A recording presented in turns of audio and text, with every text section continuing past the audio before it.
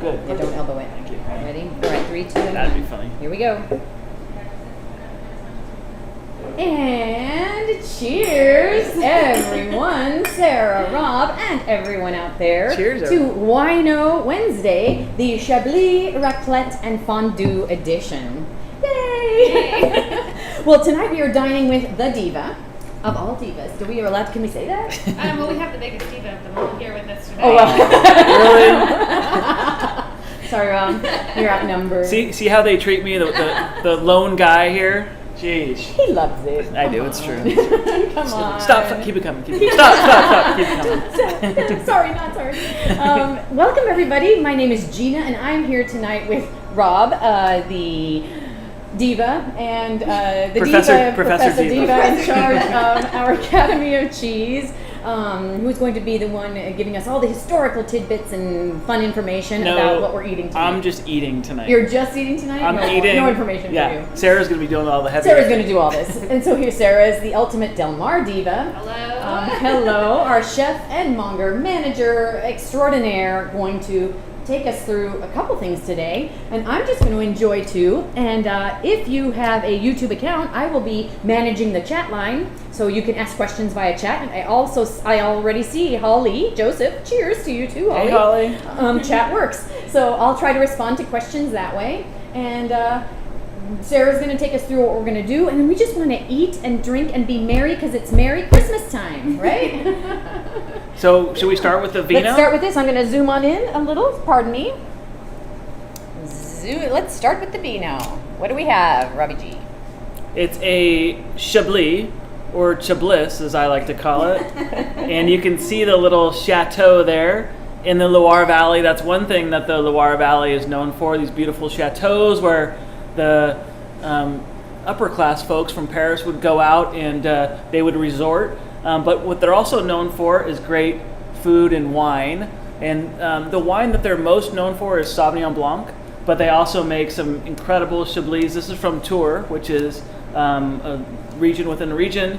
And the cheeses are mostly goat's milk cheeses, but this is really similar to a Sauv Blanc. It is kind of acidic, lighter. This is a slight sweetness to it. And also this is the wine that Sarah will be cooking with. Yes. Correct? Yeah. And so this is the wine that everybody has today, and it's good for both sipping and cooking, so very versatile Chablis from the Loire. Chablis. All right, Sarah, and what are we going to be eating and enjoying today? So everyone's bags are a little bit different depending on what you chose, but as the base, everyone has the wine, of course. Everyone got a French baguette. We also have an apple that we're going to slice up for the fondue. These packages here, these are packages of raclette. This is the dippers plate for everyone. It's got some salami, cornichons, some dried apricots, Marcona almonds, and then also some Dijon mustard. That'll go really well to cut the fattiness of all of the cheese. If you chose the shred pack, this is your shredded cheese. We'll talk about the mix a little bit later. And then if you added the fondue bowl, this is your bread bowl stuffed with cheese, and we'll talk about how to start those later. A few people added the barbaclette, which is this fancy tool here for melting the raclette. If you don't have one of these, a cast iron skillet or a non-stick pan would work just as well.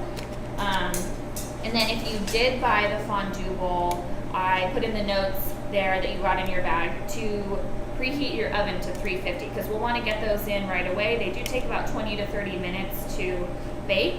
But then other than that, I think everyone should have like a cutting board out, a couple knives, a spoon. I put a whisk on the list because sometimes I feel like at the beginning of the fondue, a whisk is a little bit easier, but as it gets thick and creamy, you want the spoon. So we just have a bunch of different things. I think that's everything. So I brought my shred pack, but it's in the form of abs, Sarah. Oh, man. Just FYI, it's underneath the shirt here. Okay. You wonder why they mess with me? You wonder why they mess with me? You're getting good at the comebacks. We're going to have to work harder, Sarah. Better jabs. My brain is barely working at this point. Awesome. And you knew where this needed to be. Yeah. It found a good home. I like I've this. got my own bottle over here. Hers and hers. Mm-hmm. Yeah, I like it, Sarah. Like you said, appley, I would say citrusy. It's going to be super, super with the cheese. Yeah. And I think an important thing to touch on too is when you're cooking with wine, always cook with a wine that you would drink. Not just, cheap wine is going to taste cheap in your recipes. And so, like in a recipe like this, we're drinking a good wine, so we're also going to include it in our fondue. It's going to make it taste that much better and make it pair that much better when you're drinking and eating all at the same time. Do we want to taste the wine in the fondue? Or like even slightly? Yeah. Okay. I think so. You get a little bit of the tang, a little bit of the sweetness. If your fondue is ever like seizing up and getting too thick, you splash a little more wine in there, and before it cooks off, you can really taste it. Yeah. But I think that's good. I think it's nice. Okay, cool. I was never really sure about that, and I know a lot of it is for texture and kind of playing around with where you like it in terms of texture. So I think first, if you got the fondue bowls, I'm going to go ahead and pop them in the oven. I just put them on a sheet pan. I'm going to leave the lid on for now, but you can see it's got the cheese stuffed inside, some herb de Provence on there. So these are just going to go in 350-degree oven. I'm going to set a timer for about 20 minutes, and then we'll take a look. And that's so easy, you guys, to make. The fondue in the bowl, hollow out the bread in the center. I eat the bread as I go. But then I also toasted it and made, some croutons with it. That was delicious. And then, of course, eat the whole thing, which we will do when they come out. Yeah, you each get one. Yeah. Really? Okay, that's gonna be darn. Good. So much for the 6-pack. I'll be sleeping up here in the Del Mar shop tonight, you guys. Yeah, but what did we have in that, Sarah? It's in those bowls. Was it a certain blend of cheeses or? Yeah, so really for fondue, you can use any sort of Alpine cheese, but today we chose the Beaufort, and we chose Schnebelhorn and Hallerhocker. Hallerhocker is one of my favorite cheeses. I kind of like to throw it into anything with Alpines. But do you want to talk a little bit more about the right blend of cheeses for fondue?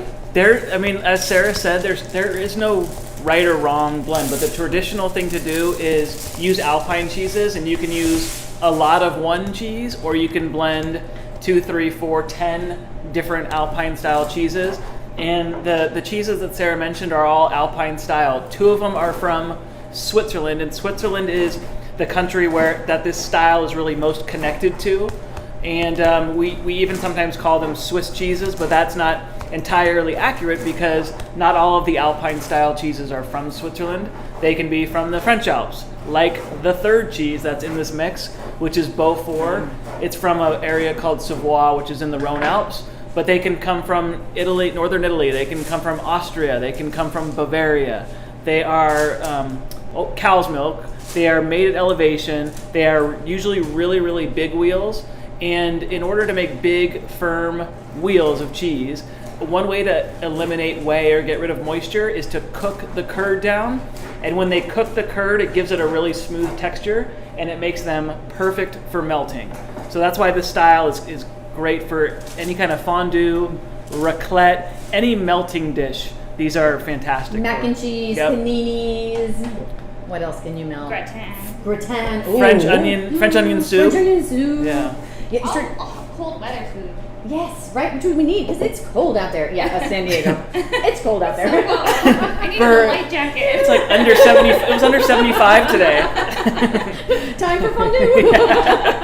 It's, any kind of blend of those is fantastic, and I like to get. I always say this, but I like to get the cheapo mac and cheese boxes. Okay, you do say this, yes. And I always love to put my fancy Alpine cheese in them. It kicks it up a notch. Because it has a good base. Like it's got all those.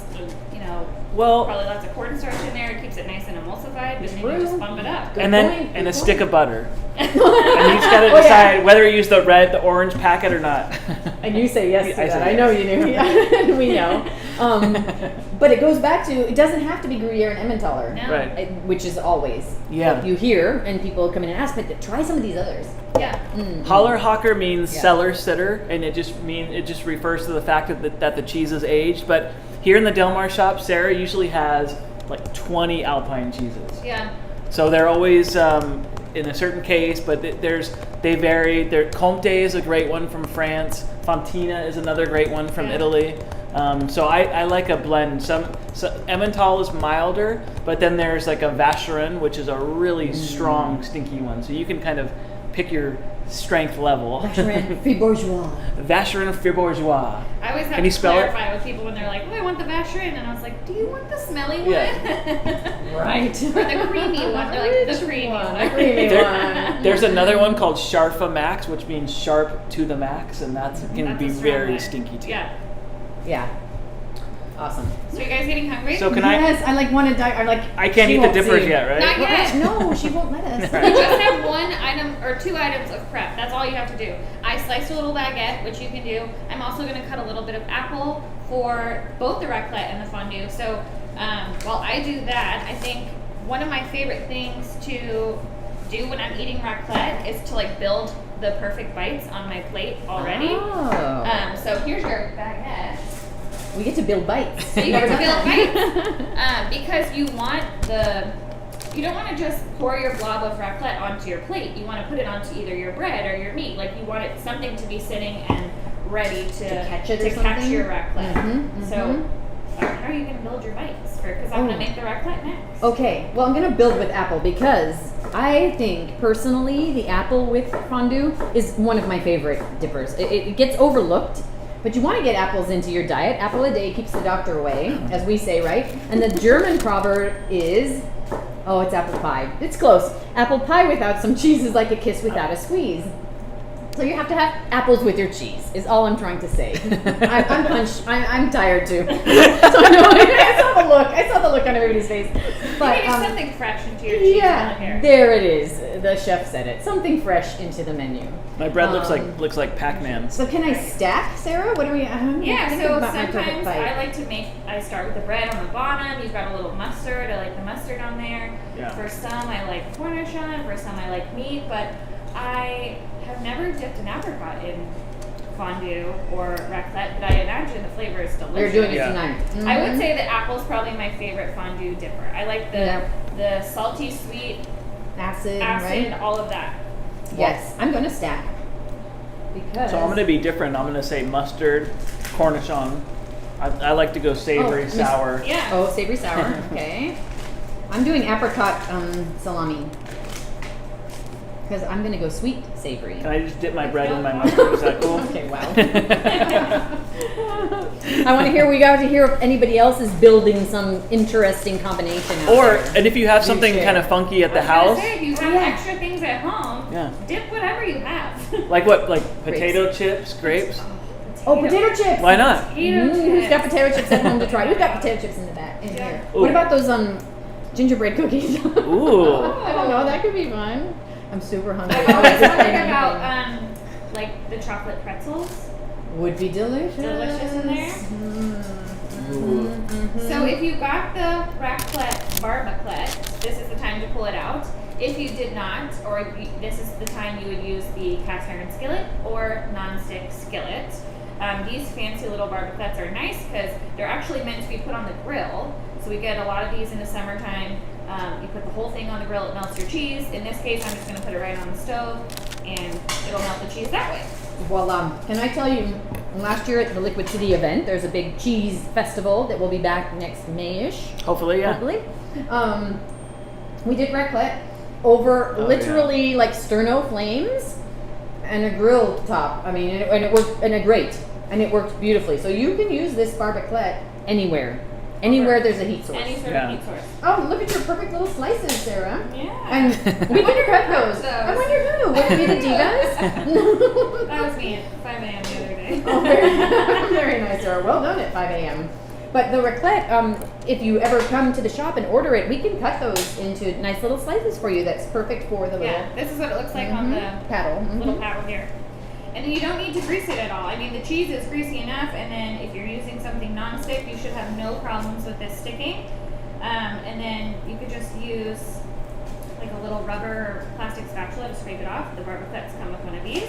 So these are just going to kind of sit and melt while you guys are getting ready. And melt I need to is, make some bites. you need to have a bite. Oh my God, yes. And raclette actually means to melt. Scrape. And scrape, sorry. Fondue to melt, raclette to scrape. The professor, I have been corrected. The verb to scrape is raclaire, And so raclette is a cheese that's not connected to a specific place, although there are versions made in Switzerland, there are versions made in France. Where's this one from? France. This is the French raclette. The one that Gina made into raclette at that festival last year was actually from Vermont. So they are, they're, again, not connected to a place, but they're just perfect melting cheeses. So they're in that Alpine family, but they're a bit younger and just even have a smoother texture and a little bit more moisture for melting.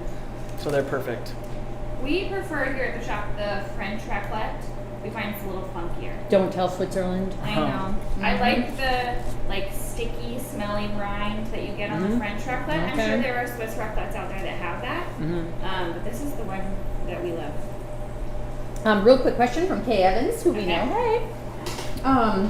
She asked, was the raclette the sliced cheese? Yes. Okay. So if she isn't melting, what else can we do with the raclette? She should make builder things, right? Yeah, I think you could just eat the cheese plain as it is. You could use it in cooking. You could melt it. You could just eat it. I mean, it's delicious on its own. It is. Taste it on its own, the raclette. I eat raclette on its own. Oh, yeah. It's meant to be melted, but that's just because the name means melted. So it's kind of random. But try it on its own. Save some for anything you're melting. I think what Sarah said, like scalloped potatoes, gratins. Yeah. Oh my gosh, it would be so delicious. Little cheese puffs. Yeah. And you can smell it. Once it starts melting, it is just smelling up this whole shop.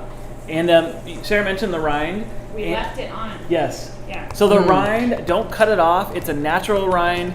It's meant to be eaten. It's not. I think it's nice on this one. I don't always eat the rind, but on this cheese I do. Especially when it's melted, it'll give it a little texture. I can smell it. Yeah, completely. it's very, very smelly in a good way. Who's ready for their first? Do you want to zoom in for this?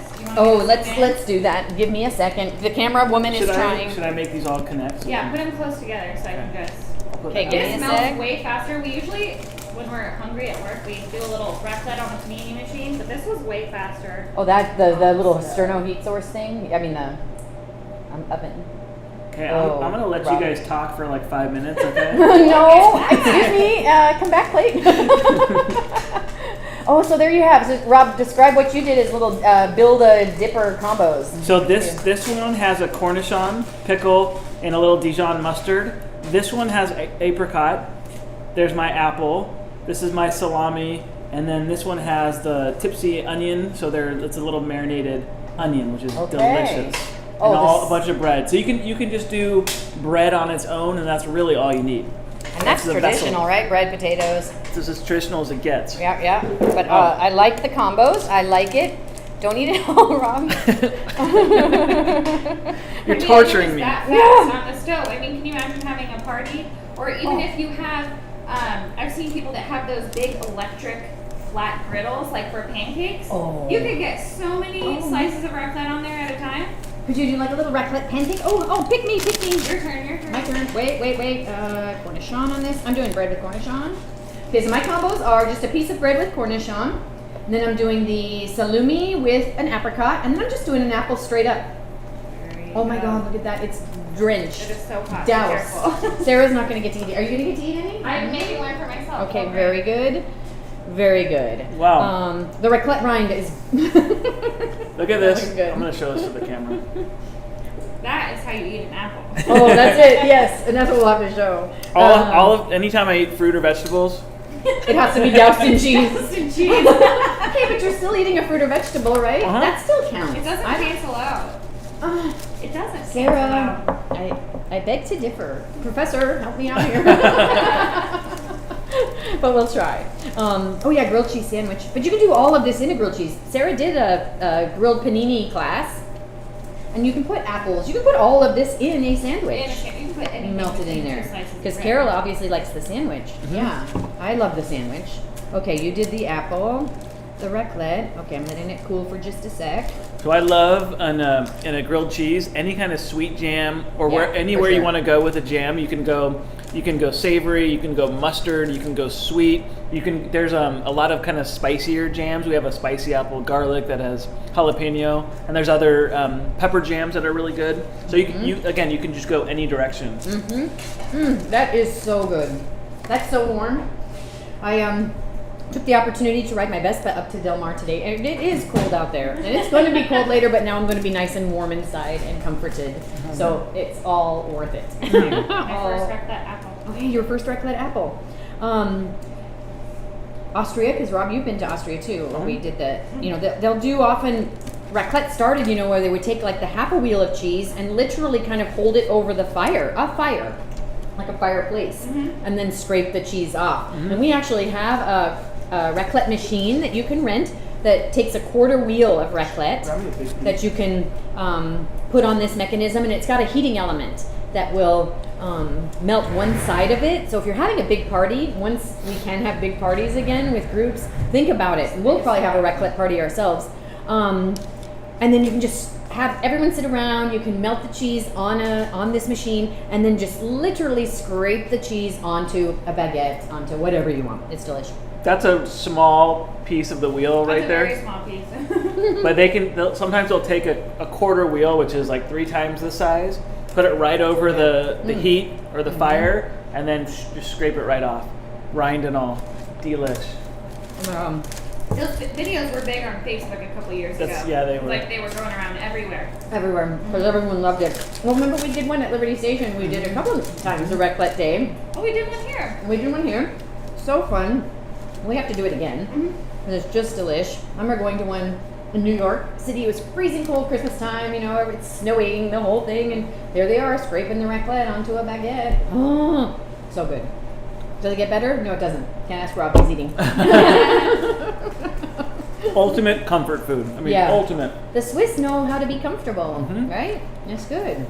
And the Swiss didn't start with just melting one cheese either. The whole reason that they developed fondue was because they didn't want to waste any bit of cheese, right? Yeah. So you'd have all these ends and bits and bobs, and it's like, what are you going to do with them? Yeah. Well, they melted them and spread it on bread, whatever, because nothing was going to go to waste. And that's so good. Yeah. Common thing. You see that really any place that has any kind of food history, and which is everywhere, nothing goes to waste. So a lot of cheeses that come about are byproducts or they're accidents, or in southern Italy, ricotta is a byproduct. They recook the whey and they get ricotta. That's what ricotta means. But here it was a way to, these Alpine cheeses I mentioned, they're really big wheels, but that was a way to not let milk go to waste. Because some of these places, like Gina's talking about in Austria, when you only have a few people that live in this village up there, they can only consume so much milk, and so they turn the rest into cheese, and not just any cheese, but a cheese that is harder, that they can bust out when the weather gets chilly, and that's where they make these perfect melting dishes. I want it. This would be the only thing that could get you through a harsh winter, right? Is the looking forward to the raclette and fondue nights, right? I'm going to tell you another story. Okay, Rob and Sarah, someday. Okay, we'll do Alp tours again. One year I went, one big dish in Germany, Austria is called Spätzle. And it's Spätzle mit Käse, which means noodles with cheese. So Spätzle are German Austrian noodles, and they just douse them in cheese and onions.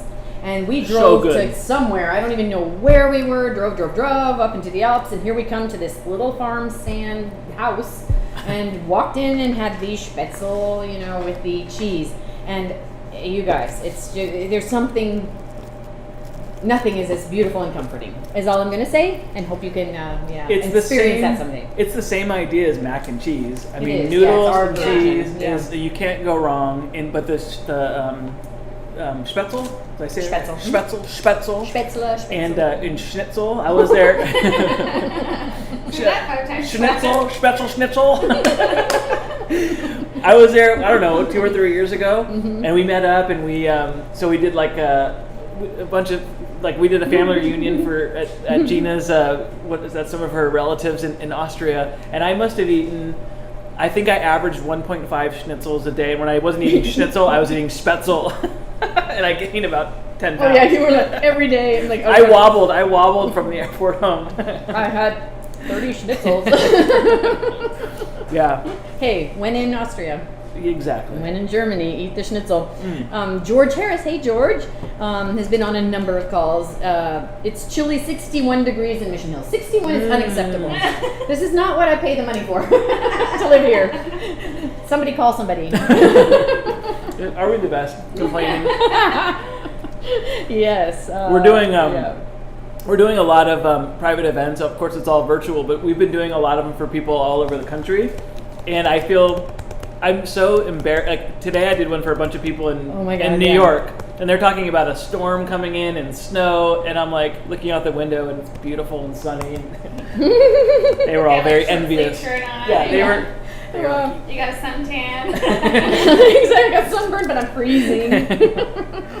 Did you try the apricot yet, Sarah? No, that's coming. Not yet. I'm so sorry. You're going to do it with the fondue. I checked on the fondue bowls in the oven, and I just took the lids off so that more of the cheese can get melty. Do you leave the lids on when you? No, and that's a good tip. Okay. I do leave the lid on until it gets a little, but then I take the lid off to get it a little faster. Good tip. That's good. You guys ready for more melted cheese? Fondue time? Do we have any questions first before we start? These are our fondue dippers too, right? Yes. Okay, so I shouldn't eat it all right now? I mean, you could. That's why we have 2 kits. Rob's here. Gina gets half a kit for Gina and 1.5 for me. I didn't even get any of the kit the other day. Well. So I've heard this. Wait, another crozettes of buckwheat. I'm not sure, Carol, what that means. Carol Alley, please explain. Crozettes of buckwheat square. Like croquettes, maybe? Maybe croquettes, maybe spell check. I don't know. Yeah. We digest. We'll go on. That's so good, Sarah. Good. The raclette. I didn't have to do anything. I just needed She's like, I can do this. This is awesome cooking. The cheese does all the work, right? Yeah, exactly. Yes, buy Just good makes us cheese. look good. Yes, buy good cheese. Have good food. Yeah. That should be a slogan. Put it on a t-shirt. All right, fondue time. So I listed a basic fondue kit or fondue recipe on your worksheet. Just the 3 ingredients: cheese, some cornstarch, and some wine. And then I wrote down some additions that you could add, like fresh garlic, maybe finish it with a squeeze of lemon if you have fresh herbs, or if you want to finish with brandy, which some classic recipes do. We just don't have any here. But let's change that. I listed the basic recipe. Add whatever you like. But I have a fondue pot here. If you don't have a fondue pot, you would use a double boiler, which looks like this. This is the pot that you would put on the stove with about 1 inch of water in the pot. Heat this up to simmering, put the bowl over the top, and this is where you're going to build your fondue. And the steam from the pot is what's going to cook the fondue. It won't burn. It'll keep it nice and hot. Like, you won't have to worry, and this is a really safe way to do it without buying the fondue pot. Yeah, it truly is. I gotta say, we do that at home because I don't have an electric fondue pot, these are awesome. They work so fast, non-stick. There's everything good about a fondue pot like that, but you don't need it. The double boiler method, amazing, because that steam's so hot, it just melts the cheese beautifully, and it's especially great if you're making chocolate fondue. And Sarah knows all about chocolate. She's a chef, but it doesn't let anything burn or scald. Yeah, so it's a really great technique if you don't have any special equipment. So you don't need to buy every single appliance created? But you should. But you should. I have one of these. All right, Professor, so something else you're going to learn. Carol explained what the crozettes of buckwheat square are little alpine pastas, which I've never had. So now, Carol, I want to try this. An alpine pasta, and you can purchase on Amazon. Buckwheat pasta. That sounds amazing. So we'll purchase this. This sounds really good. Right? So we could do like a kind of the spin on the pasta with cheese. Yeah. With the buckwheat. Exactly. Very nice. Okay, thank you for the tip, Carol. Okay, we're doing it. Go ahead. I was gonna say, I wonder if Amazon is able to get it to us before Christmas. Okay, stop. Today. Have a drone drop it right on the house. Yeah, Come on, Bezos. Get with it, Come buddy. on, slacker. All right, Sarah, what are you doing first then for your fondue? Wine? I'm starting with the wine. Evidently. Traditional recipes too, if you're adding the fresh garlic, is you would cut the garlic clove in half and kind of rub the inside of the pot to get the essence of the garlic without getting the chunks. So if you have garlic and you like to do that, go ahead. It adds great flavor. I have a recipe listed here for you, but I'm just going to eyeball it. And then if your fondue gets too thick, add more wine. If it's too thin, add more cheese. I think go on the less wine route to start, because you can always add more cheese. Sometimes we'll run out of wine or run out of cheese, So you want to just go We shouldn't have that problem running out of cheese here. No. But there's always generally more wine left in the bottle, and then you're out of your shredded cheese here. But I started with about a cup, maybe a little more, about a cup of wine. And I'm just going to bring it up to a simmer and then let it bubble away a little bit, cook a little bit of the alcohol off before I add the cheese. Ah, very good. What other wines? I mean, people ask oftentimes, what other wines you can use. Any? Do you have a favorite? Or, I mean, the Chablis is delicious. Yeah, I just like a dry white wine, nothing too sweet, something that's not too unique of a flavor, nothing that's going to be stand out above the cheese. Okay, perfect. And red, people have asked that before. It makes a hideous color. I gotta say, you can do red. We tried it once. Make it brownish. Pinkish brown. Yeah. It's just not a good color for food. So unfortunately, I think red is a no for it. But beer is okay. Yeah. I gotta say, beer is delicious. You can do a beer fondue. What kind of beer? Like a lighter beer? I tried. It's because we use Gale Porter. So I've never tried a dark beer. But again, I think that would make a really weird color. Yeah. So I've only tried Pilsner Lager, a very light beer. Uh-huh. So you can do that. And that adds more yeasty flavor. I think beer to me is always yeasty. I must be sensitive to that flavor. Yeah. I'm a wine girl because I like the fruit. Yeah. So after you have your cheese shredded, that's when you would add the cornstarch, and I already did that for you. I tossed the cheese with the cornstarch. I didn't want it to clump up in the little container, and not only does that help keep the shreds of cheese shredded like this, but it also helps to emulsify the cheese fondue, so you're not getting this weird greasy, globby, not mixed together fondue. It'll make this nice luscious sauce. So I've already done that step, but I wanted to include the cornstarch on the recipe so you can keep the recipe for next time. Oh, that's perfect. And Sarah, because you're a chef too, and even for me, cornstarch versus flour. Could you do either? Would you do either? I find that sometimes flour clumps a little bit more. The cornstarch really distributes evenly on the cheese, and you get a nice. I don't find that I'm getting clumps of cornstarch in the. Okay. Yeah. These are good tips. They are good tips. I mean, to make it smooth. And her wine is bubbling. It's already bubbling, so the yeah. alcohol is dispensing, evaporating, Yeah, we know what you mean. disappearing. What? Do you want it to disappear? No. Well, that's what I was asking about the flavors and how much that goes away.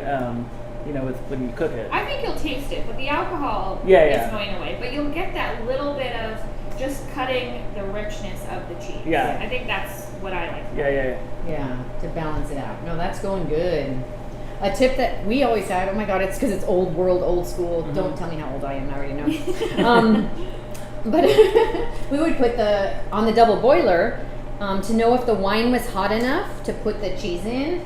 Seriously, I would take a wooden spoon and turn it upside down so it's the stick end and put it in the wine. And if little bubbles formed around the end of the stick, then the wine was hot enough. So you don't need to bring it to a complete boil, to do it out, to take out the alcohol. But you do want to see those little bubbles. That's when the wine is hot enough to start melting the cheese. I thought you were going to say you put your finger in. Yeah, you put your finger in. And if you scald yourself, then it's definitely hot enough.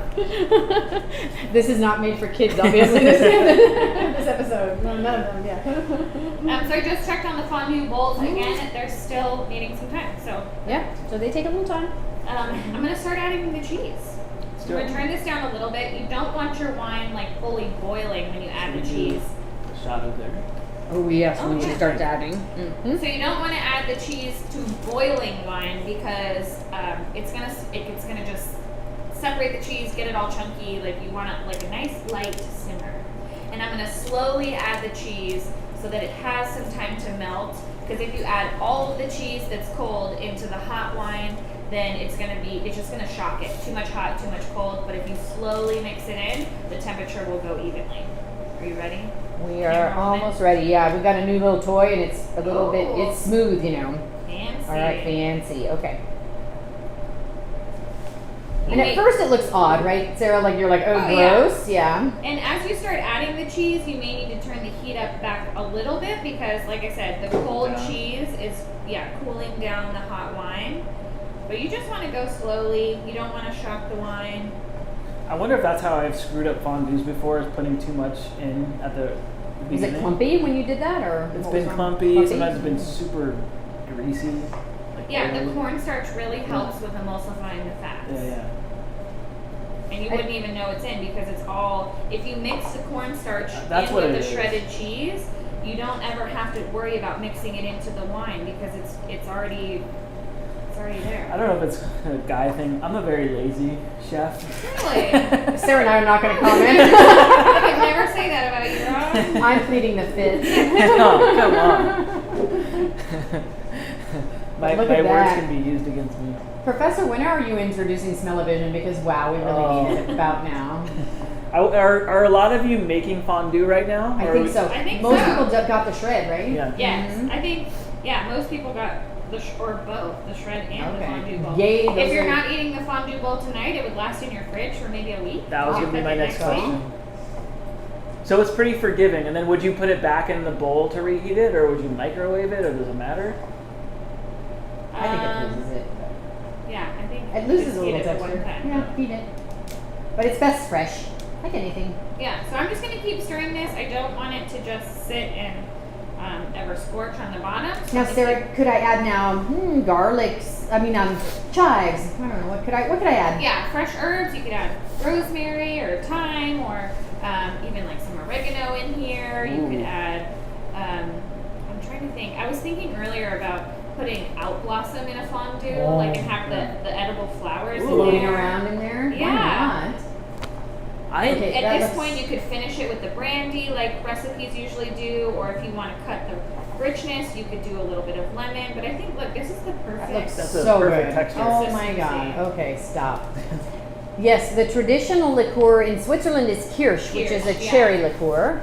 But I've tried Calvados, which is an apple liqueur. I've done any liqueur, anything I have. I've put Aperol in there. Anything that it's delicious. That wasn't a It's all weird good. color. No, because I just do a splash, just a hint. What about doing cider in fondue? Cider would be best because Yeah. apples are so good with Exactly. it, right? That's what I was thinking. A cider would be So fun. this is like the perfect texture that you want, like pourable, because if it's too thick, when you try and dip, it's just going to be like this clump of cheese you're trying to pick up. Oh. So you do want it, I think, on the runnier side. As it gets colder, you just add more wine once it gets too thick. Look at that. Oh. Is it time? I'll scooch in. That is perfect, you guys. George, if we have the bread bowl in the oven. Oh, do we just add the wine? Did we put any wine in the bread bowl this time? Oh, there was some wine in there. Ah. You can add more if you'd like. Yeah. We did put some wine, George, in the bread bowls. A couple ounces is all. You could put more in, but there is some already in there. Because, everything's fine with wine. Okay, you gotta try your apricot. I will. Okay, the texture on this is amazing. Can we do like what is that? They call that on TV, the cheese bowl. Oh my god.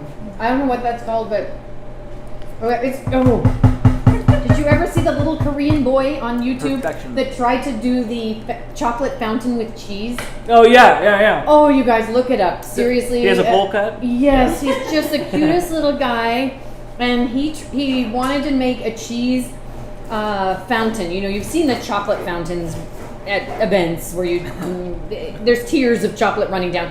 The guy tried so many times with epic fails. Epic fails. And then finally it worked. I don't know what he did, who knows, but the joy on his face is worth watching. Look it up. Korean boy YouTube I think I've seen cheese that. fountain. Yeah, it's so good. Cheese This fountains is remind me of the scene in Ghost. Remember when they're making the pottery? Or that. Yeah, I remember that. Come on, somebody's got it. Okay. We need to keep telling people what to do, but this is so delicious. I can't stop. Sarah, this is the smoothest I've ever had, and it Good. must be the cornstarch Holy element Toledo. because I Makes typically such a have done difference. flour, and I don't think it's as smooth. So I hope everyone's finding the same result. And look at Rob's. Yeah, thank you for the close up. That I'm gonna Look steal at that how- off your thing if you don't eat it. Oh my god. Oh. I feel like you get the funkiness of the Holler Hopper is my favorite Swiss because it has that funky umami. mhm. I feel like you really get it in this one. Oh, Smooth, yeah. You gotta experiment with different blends of the Alpines because they're just super, super yummy. They lend different flavors to the fondue, from intense to mild, but it's just super fun and good. That's amazing. Mm-hmm. I pulled the fondue bowls out. Would you like to show them? Oh yes, let's close up to the fondue bowls. This is a great no effort fondue bowl. You just take it out of the oven and you eat it. I like that plan. Yeah. Oh, look at the crunchiness on the edge of the It's like when you bread. get Are you like kidding the me? dipping here, you can see how melty the cheese is. Oh, Yeah. yeah. All right, we're going in. Going in, and you can eat the bowl. That's the You whole can eat beauty the of the bowl, whole yeah. thing. If you were on the you dip, I dip, we dip, we eat everything, right? We don't stop. That's right. Why stop? Everything but the moo. Everything but the moo. Yeah, like everything but the oink. But cow's moo. Wow. There's a little bit of herb de Provence in the fondue bowl here, but that would be really good. Look, you can see all this melty cheese. Oh, that would be really good to add to last minute to your fondue too. Oh my goodness, that is amazing. The herbs de Provence, I think, are awesome because that just adds that Just like floral. classic, yeah. Well, I don't know what. I always get lavender so much from herbs de Provence. Yeah, Do you? yeah. That sweet floral Yes. stuff.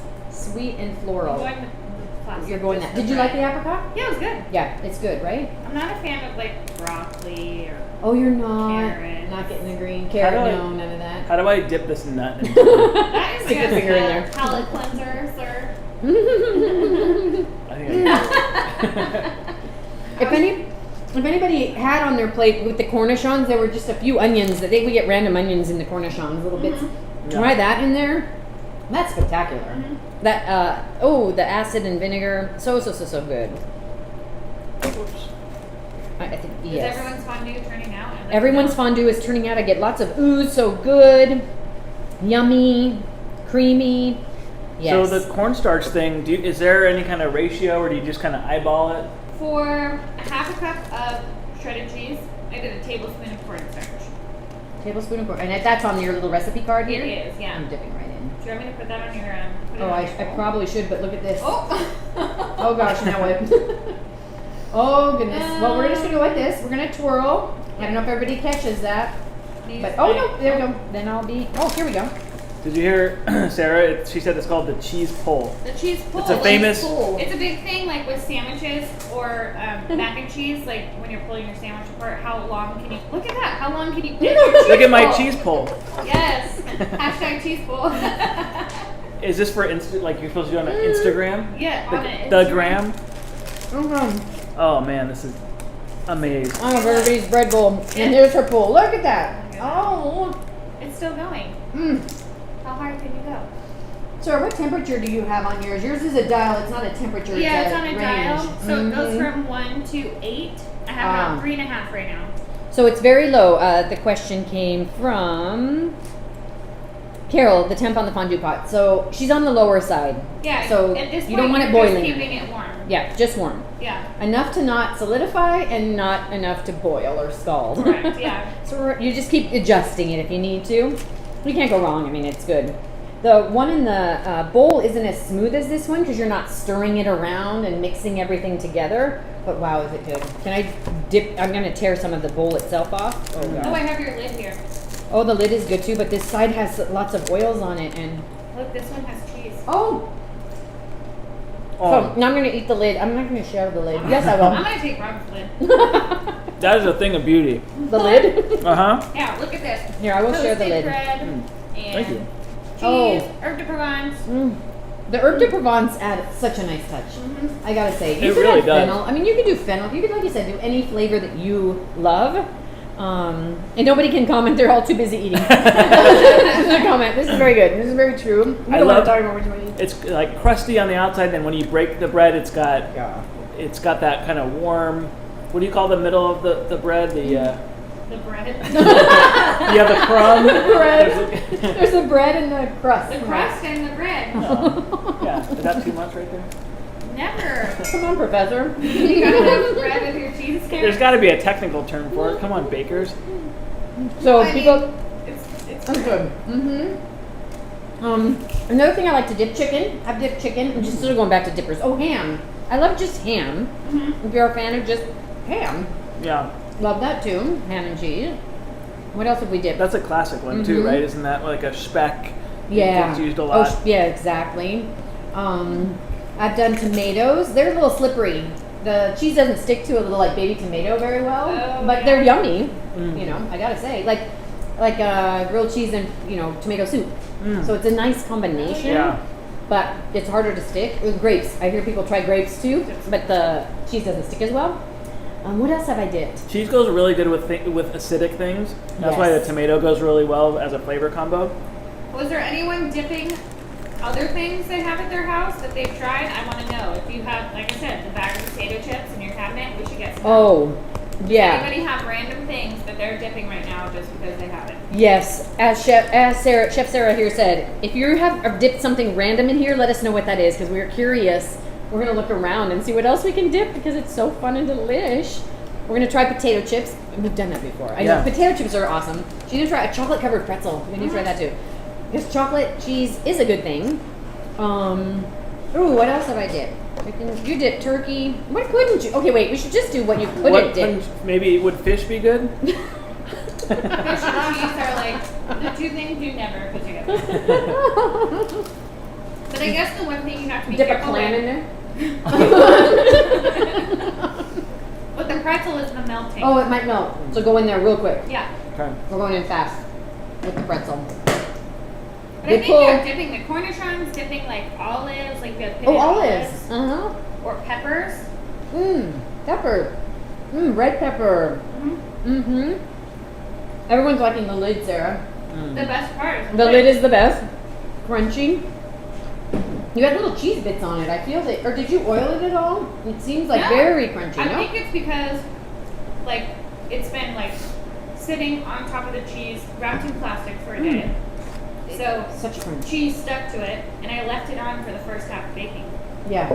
Oh, so perfect. good. That chocolate covered pretzel was good. Was good, right? A little And it didn't melt. It was good. Yeah, it was good. I'm with you on the acidic though. I think that is a key to this. Yeah. That is such a fun combination. I'm gonna try an apricot. Yeah. Truffle potato chip. Oh yeah. Oh, okay. So we have truffle chip. Oh, there's the one to put in here, you guys. Truffle bits or truffle chips. Truffle like anything. We actually did back when we used to do our cheese feast. Rest in peace, our cheese feast days. It'll be back. We did fondue almost every cheese feast because just people loved it, and we did a truffle fondue with memoir, the truffle gouda. It was so good.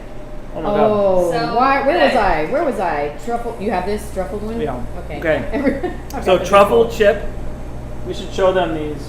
The Torres chips. All of our shops carry these chips. Everyone loves them. Truffle potato chips.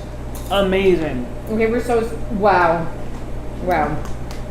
I mean, so melty cheese and potatoes is the oldest That's my combo in the So book. everybody. And you get the truffle, that richness of the truffle that comes through, like almost at the same strength of the cheese. It's perfect. And you get the crunch. Ooh. Oh. I have never thought about dipping. I think even potato chips might be better if you have like a kettle chip, like a nice thick chip. She's right. A very thick. Like a nice, or like ridges, like ruffles, Yeah. ridges. Dip them in your fondue. I don't know what I'm saying. What about like Cheetos or Doritos? Why not? Corn chips? Yeah. It might change the flavor too much. Like too much contrast, too much cheese. Too much. Okay. Yeah, too much cheese. Right. What? Right? What? Do Did I just hear that? pieces of cheese you can dip into the fondue? Yeah, can I dip cheese Here's my piece in of cheese brie. fondue? I'm gonna dip it into the fondue. That's interesting. Why not? Cheese dipped cheese. Cheese dipped cheese. Could you dip a cookie? Yes. Ooh, a chocolate Shortbread. chip cookie. Chocolate chip cookie would be good. Oh, we have shortbread cookies. Shortbread cookies, like ginger cookies, I think would be delicious. I think it'd be good to do like something fried. You know, they do like all those fried things at the fairs, like sweet fried things to dip in there. A fried Twinkie or something. Dipped in fondue. Yeah. How is times two? How has the fair not thought of that yet? Because you don't work there. No, Rob, we're not doing that next year at the fair. We're not doing that. That's very good. Come on, get it together. No. How about them dolphins? I don't know what I'm saying. I'm surprised you. Do you even know what sport that is? No, I just remember the movie. Oh. Ace Ventura? No, Oh. Birdcage. Oh. Okay, everybody. Any other questions out there? Because I think everybody should just eat their fondue, raclette. I'm happy. Dippers, I think we're happy. Everybody warm up on this freezing cold night in San Diego. Yes. With your fondue and your raclette. Warm up with the fondue. If you have it left over, yes, put it in a little tub, save it, remelt it, repurpose it on anything, right, Adding Sarah? some more wine will help with the remelting. That's a good tip, good, because yeah. I've never done that, and it's always a little thicker. It's just not the same, but I never tried adding more wine. So, good tip.